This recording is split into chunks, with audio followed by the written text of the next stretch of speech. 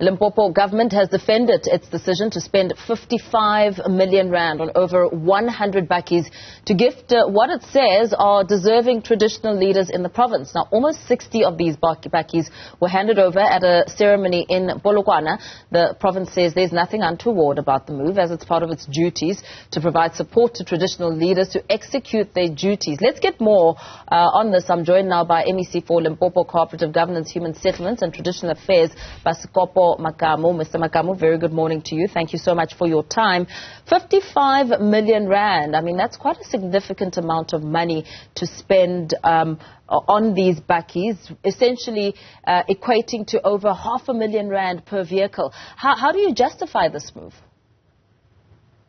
Thanks very much, and greetings to you, Mpo, and the viewers at home. Let me indicate that Limpopo is a province which is under the leadership of traditional leadership, almost 80% of it. That shows that the reason why you find Limpopo being called a peaceful province, it's mainly because of how we are working with our senior traditional leaders and our elected leaders in the form of councillors. We understand as the provincial government that traditional leaders have got a role to play in this democracy. That's why you will find that the institution itself has been put in the Constitution of the Republic that we should be able to work on, but also the legislations that we have. It also allows the participation of traditional leadership within our municipalities, but including when President Ramaphosa came in with the sixth administration, when we talked about DDM, part of the stakeholders is traditional leaders. So in our province, we know that our people are led by both the elected and the traditional leadership. Hence, we provide the tools of trade. You will know that as this province, we don't only provide cars or vehicles for traditional leaders as the tools of trade, we also provide traditional council offices, which will take services to the communities. You will find Home Affairs having a share there, SASA having a share there. Yeah, I hope we still have you with us, Mr. Makamu, because it sounds like we may have lost you. Can I ask that you unmute yourself, please? Are you with us, Mr. Makamu?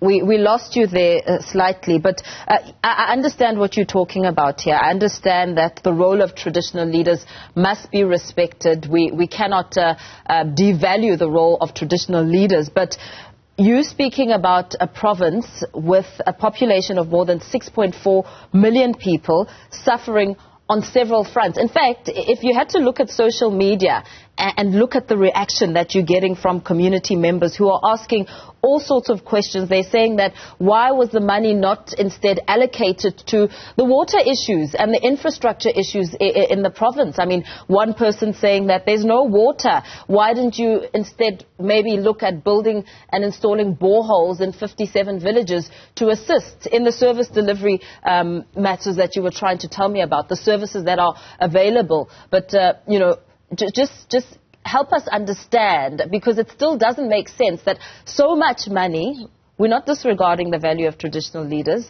but a big chunk of that money could have been used to better the lives of ordinary citizens. Thanks, Paul, once again.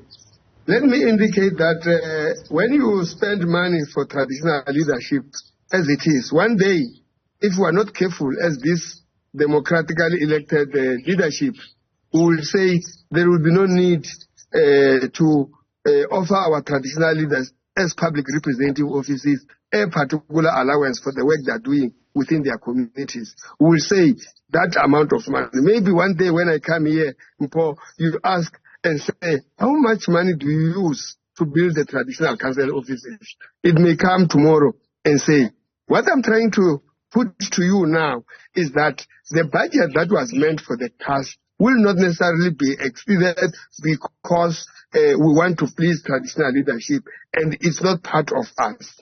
You know, I should be able to tell you that I have witnessed it as the MEC working with both municipalities and traditional leadership, where the two leadership work together, service delivery go to the community much better than when there is no senior traditional leader. I'm speaking about our province, where on a day-to-day basis.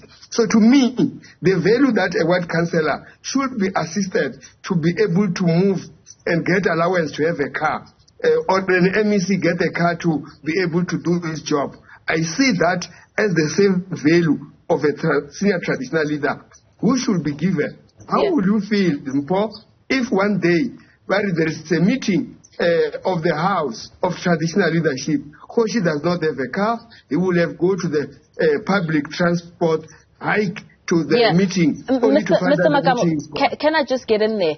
Yes, there are other vehicles which don't cost 550,000 rand. I mean, you can't argue it on that front and say that he would have to perhaps use public transport. The car doesn't have to cost 540,000 rand when 66,000 learners in Limpopo are still, as you and I speak, learners are using pit toilets during exam times. Clinics don't have backup power. Ambulances to the province have not been delivered. And that in itself really raises some serious questions about the timing of these vehicles. Why now? Why now? 2024 is around the corner. Elections are underway. A lot of people, in fact, as I was reading to you some of the comments that are coming out on social media, some people are saying you're buying votes. Well, Paul, let me say that in Limpopo, it's not for the first time that we buy cars for traditional leaders. It was done in 2014. It was done even before that. Those who say we are buying votes should be able to know better that we will continue to provide services. If I deliver houses, last weekend I was delivering 1,000 title deeds in Villa Villa. Will you call that a buying of votes? This is what we said. We also mentioned in our State of the Province address, including our budget vote, that we'll be able to utilize this month. All the political parties within the legislature has adopted that budget. The question is, when we started the procurement, the dealers were coming, is the right time. I can tell you, even if the ANC government may not necessarily be in power, maybe come the day after, and all the cars have not been delivered, the ones that will have won will continue with that. And they will be able to understand, and I think you will understand, that last month, the Premier of the province was handing over ambulances to the communities, together with my colleague MEC for Health. Yes. So in our case, even the program of elevating the pit latrines in our province is a program that we should be able to be monitored. What is it that we said about making sure that we improve pit latrines within our schools? You evaluate us as this provincial government. This is one of the programs that we said we're going to do. Irrespective of the elections or not elections, we will continue to deliver services, including when there is a need to build houses. It will not be because we want to buy votes. It's because there is a need to provide houses to our communities, and we'll do that. You speak about ambulances. I know you set out to ensure that you roll out 430 ambulances. You speak about them being rolled out a few weeks ago. I think it was 28. I mean, that's quite a big gap, 430, and only 28 being delivered so far.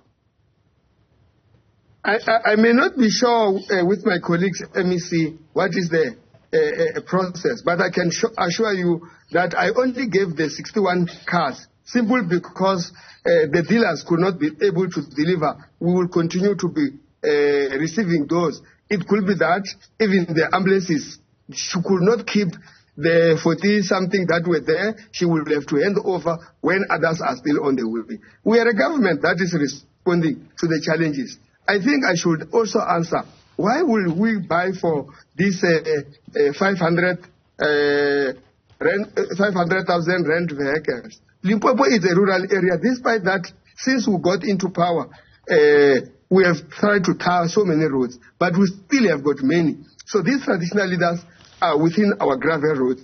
We should be able to see the durability, and so that they can be able to have these cars to help them to do the work and be able to access every area of their own communities, because they will have to use them to go to work, to go to villages.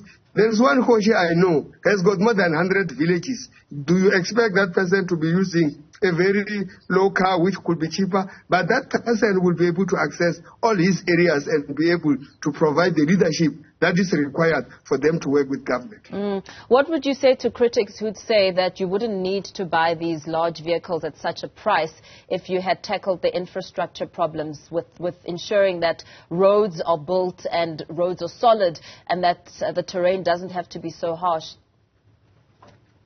I would say to those critics to say they should be able to understand that how we value our senior traditional leaders in this province is exactly how we see or value the politicians, that we are all leading our communities. And as such, there should be no one of us who can't be able to do certain work, mainly because of a lack of transport. These cars are not present, are not gifts, are not by voting. It's mainly to have it as a tool of trade. One day I will be asked, why do I buy a cell phone for a senior traditional leader and airtime instead of using money for medication in the hospital? I think you'd be asked on the type of cell phone that you buy, looking at budget allocation, when a lot of departments are trying to ensure that they curtain down the budget to use it so that it's sustainable on a longer term basis and that you're able to use it sufficiently. Also, just talking very, very quickly about the timing. I mean, you've already said dismiss suggestions over vote buying, but the timing of buying these vehicles, why now? Paul, I don't want to believe that it could be opposition feeling the pain and everybody else start to join in feeling the pain, that when we deliver services within our communities, we seem to be vote buying. On this one, I can favor you with my budget vote speech. We mentioned it. We are doing exactly that. Nobody, and even some of the political parties which we are in the legislature, they commented at a particular time. Maybe they didn't know what it will mean, or because previously we will go maybe give 2 at a time, 3 at a time. So this time around, because we wanted to hand over all of them at the same time because they were there, they feel the pain. And I say, we will continue to deliver services irrespective of the time, that even a day before election, if I have to build a house, even on the election date when I'm not busy, when I'm still in the office, if I have to give a title deed to a person who requires it, who did not have, and it's only the ANC which said there shall be houses, security and covered, and our people are receiving title deeds during this 2023 as we're going to 2024. Even 2026, we'll still do exactly what our people instructed us to do, moreover if they give us another mandate to come back. Mr. Makamu, before we let you go, you did mention that you are at the home of a Khoshi that has passed on. Which Khoshi has passed on, and talk to us about what you're going to be doing there. Let me say as well, I'm coming here, Kabashakwana Mapope Traditional Council, where Khoshi Mapopa S has passed on. They will be laid to rest on Saturday. I'm coming here to pay courtesy and offer condolences on behalf of the provincial government, more especially the Premier of the province, because Khoshi, we're working with him. He will always be part of our meeting as we're discussing development. So it's our culture and how we work in the province that the MEC will come during the try to see how do we work together, making sure that we lay our Khoshi to his resting place in a more dignified way. It's part of what we do. And I can tell you something, that we also, from our EXCO decision, offer support when Khoshi has passed on. Tomorrow, the critics will say, but they will have their own. But in our own way, culture, Khoshi can't be buried by his own family. Us as government and the community should work together. So I'm here with the local mayor, the executive mayor, seeing how do we help the family in making sure that Khoshi get to his resting place in a more dignified way, but also to encourage them, because you will know that once Kgoshi has passed on, there will be a need to discuss succession. We are allowing them, how we will be able to support them as provincial government to go through that transition and succession and get a person who is the rightful person to take. Everywhere where Kgoshi passes on, it starts to have some other things which are not intended to.